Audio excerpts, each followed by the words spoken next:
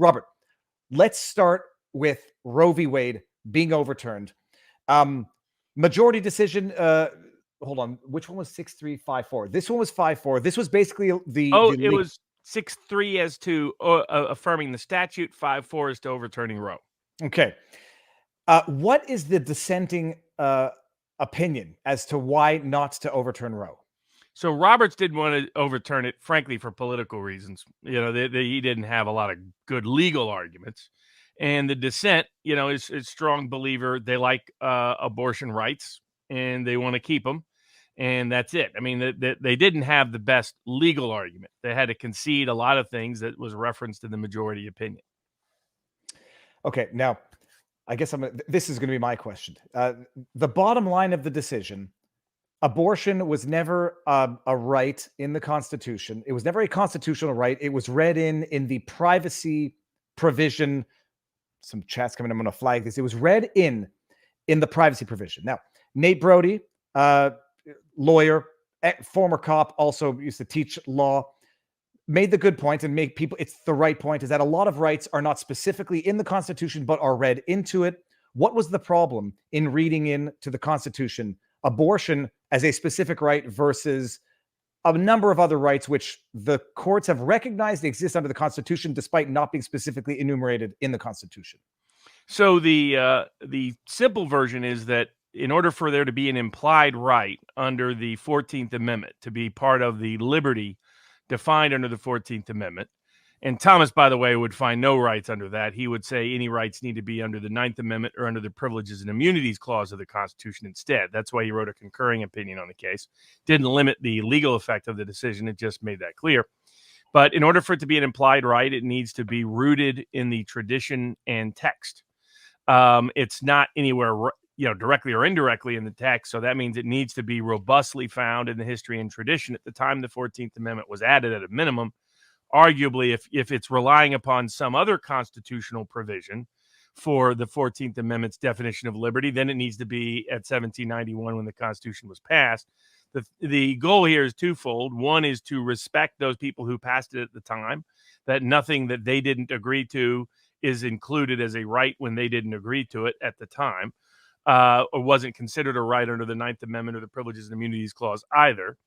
And co-equally with that, and the same with 1868, the time the 14th Amendment was passed, but also to be a limiting factor on the court, that unless the court imposes some objective metric for finding when a right is present, the great risk is that the court will just make up whatever rights it wants and impose its own values using a sort of living constitution, so to speak, to just continue to impose things that the public has never agreed to and that are not in the Constitution. So if you're going to source your authority to do something in the Constitution, it needs to have some historical antecedents and roots. And the problem is, in 1791, abortion was a crime in almost all of America. The same was true in 1868, the time of the passing of the 14th Amendment. Abortion was a crime in almost all of America. Even up to 1973, abortion was a crime in most of America. In fact, as they point out, there's no state court case, there's no law review article, there's no scholarly treatise, there's no broad, public opinion commentary, anything that suggested that abortion was a constitutionally protected right, part of the liberty of the 14th Amendment or any of the other rights within the rest of the Constitution, pretty much up until they decided Roe. And so the point is that if we're going to root the Constitution's rights in history, the least credible claim is that abortion is rooted in the Constitution. It's just not. They made it up because they like it. Now, the reality is they also liked it for eugenics purposes, not to protect the women. The feminists came on a little late to the abortion cause. It wasn't always a cause celeb within even the feminist legal community, going back to the 50s and even parts of the 60s. But it had always been a cause celeb of the eugenicist movement in America. Ginsburg is, on record saying things to this effect herself, acknowledging this. So the only reason it stayed alive was because the professional class wanted to keep it alive. So after Roe, the Supreme Court was supposed to or expected to overturn it. in the 1990s when a majority of the justices appointed were appointed by presidents who promised to overturn Roe. And what they did is they saved it instead, saying, we know better. We've decided we're going to keep it. So everybody shut up and go home. Of course, that didn't work. And that's the other point the court made. In terms of stare decisis, this, valuing precedent, this was the weakest claim to valuing precedent, in part because there's no real reliance interest. It's not like somebody chose to get pregnant because they thought they were going to get an abortion based on Roe, right? So that doesn't really happen. So there isn't real reliance interest in it because it's a spontaneous, unexpected, unanticipated, unplanned event in the first place. And then all of the other reasons, the quality of the arguments, the quality of the reasoning, the quality of how well it's held up, how it's bled into other and contaminated other areas of law, all of that pointed to the same thing, which was this was a unsustainable opinion. And then the only question was, do you recognize the fetal life as a human life under that same 14th Amendment? And then the states are not allowed to allow abortion. Or do you say that's not a decision that we, the court, should make? That decision about whether that's a life worthy of certain protection should be a state legislative choice. Your hardcore pro-lifer didn't want this decision. They wanted a decision that said it's a life under the 14th Amendment. But they'll take it because it at least empowers them at the local and state level to limit abortion. I thought I was such a smart person for thinking of that option. Is that why would this not be a question of recognizing, or has it just not been posed that way, whether or not a fetus is a human in the sense of the law that benefits from 14th Amendment protections, such that no state or the state would have to recognize it as murder as opposed to a right? Why hasn't that question been asked? Has it, or has it, I should say? It has. The liberals just ignore it, pretend it doesn't exist. The court goes throughout and notes two things. One, through a long history, this was seen as murder. Throughout almost all of American history, all of English history that we borrowed into our common law, this abortion was seen as murder, pure and simple. There was often a rule called quickening, but quickening was simply an evidentiary means of knowing whether a woman was pregnant or not, for sure, that there was a live fetus present. We now have science and data that allows us to determine that without relying on quickening. But there was a mistaken focus on quickening as if that had some other significance beyond its limited evidentiary significance. Anybody who studied the history know they considered the killing of a live fetus murder, period.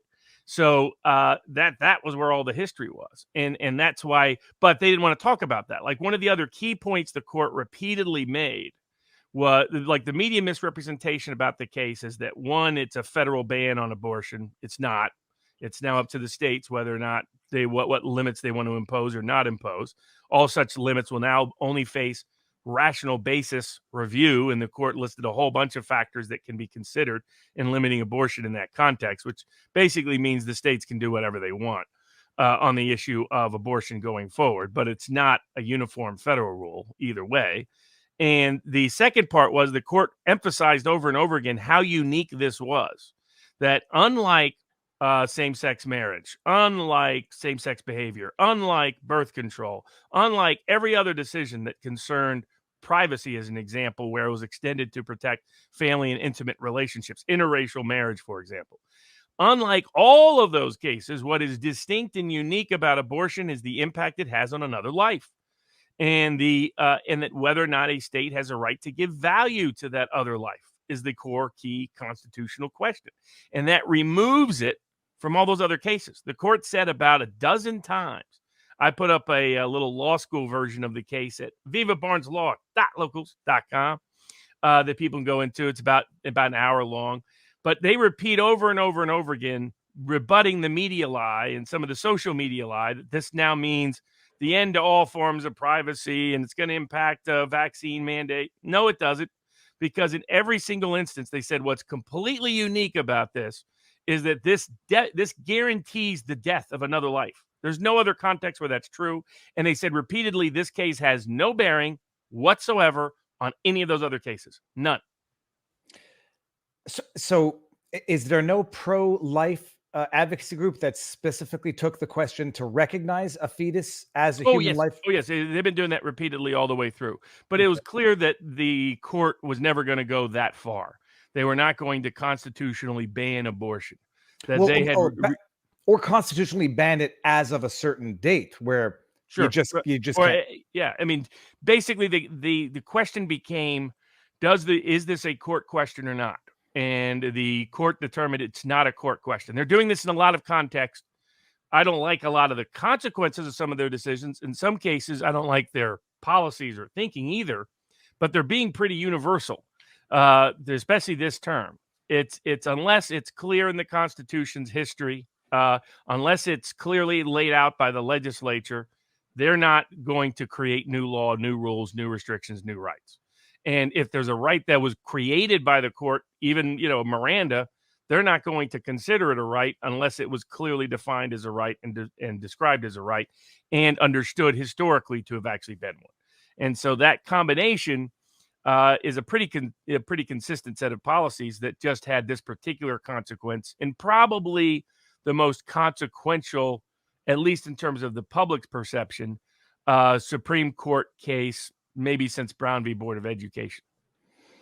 I also cannot get over the fact or the idea that people are passing this off or promoting it, Elizabeth Warren to Maxine Waters, as an attack on women, where all that it's saying is go back to the states. The states can decide. If you don't like the laws of one state, presumably you can think of moving to another. And it's also just a flat out lie, because most women more women are pro-life than pro-choice who vote. Richard Barris has shown this. Patrick Basham has a piece in the Express today on this.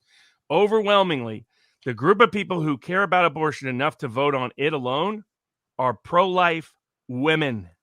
The people that are hardcore pro-choice are men. They're Barstool Sports. They're Dave Portnoy going, oh, I don't have abortion to bail me out of the latest random chick I banged at the bar. Maybe if you didn't bang so many random chicks, you wouldn't have all the problems and accusations you have, Dave. Maybe practice a little birth control, Dave, rather than rely on baby killing to get you out of the trouble. So but that's the political reality. It's not what there's upscale women who really care about this issue. They are way outnumbered by religiously conservative women, predominantly, but not universally, who value life, who see abortion as an attack on motherhood and a deprivation of women's rights, as was noted in the opinion that, if we wanted to get political, the court notes, look, they want to attack pro-life movements as being conservative and misogynistic and so forth and patriarchal. But the other criticism is that, in fact, its longest history is in eugenics, and the demographics bear that out. Disproportionately, abortion kills young black kids, young black babies, more than any other group by a long margin. And it was the target group of Planned Parenthood beginning in the 1920s. So I'm sure Bill Gates is crying tonight, but deservedly so. That's how it really plays out, contrary to the lies of Elizabeth Warren and AOC. 13% of the population is black. 38% of abortions are black children. Robert, you got to flesh this out a little more. I think we've touched on it a couple of times, but Margaret Sanger, never knew her by name. I knew, roughly of the origins of Planned Parenthood. I know you've talked about it before. Can you go on a bit of a rant and let people know what the origins of it was, who Margaret Sanger was, and where these initial, pro-choice institutions were initially set up and for what purpose?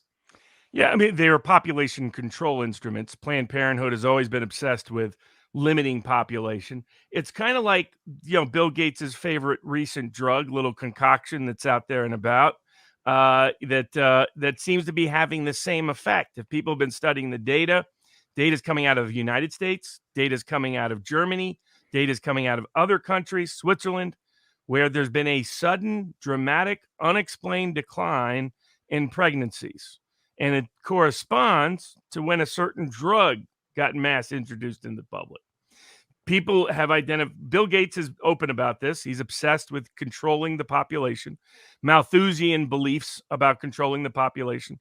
The Great Reset, the World Economic Forum, obsessed about controlling the population. It ain't going to be Klaus eating the crickets. It's going to be you and me eating the crickets. So that's what and Planned Parenthood was always about. This was a population control mechanism. Anna Navarro, that scuzzbag fake Republican on The View, used to work at CNN, who defamed the Covington kids and is still facing an appeal regarding that issue. She came out and said real specific what these people believe. because she said, look at my own family. We have disabled kids in our family, implying, wouldn't it be better if we could have aborted them?